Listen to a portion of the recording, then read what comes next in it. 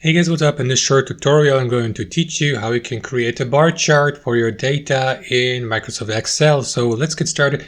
Now, all you need to do, guys, is enter the data, for example, in a table like that. For example, we got a column like that here with a list of voting participants, and here to the right, a list with the votes or the number of votes per participant. So what you want to do, guys, is simply highlight all your data here, that column and that one as well, and then head over to insert here at the top, and here to the right select bar chart, and from the drop down menu select the type of the bar chart you would like to apply. You can choose between 2D charts or 3D bar charts, vertical, horizontal charts, and so on and so forth. For demonstration purposes, I'm going to use a 3D vertical bar chart like that. And as you can see, Excel has converted my data into a bar chart with columns like that. So what you want to do next, guys, you can do some customization work here at the top. For example, adjust the position or change the color or change the style of your chart,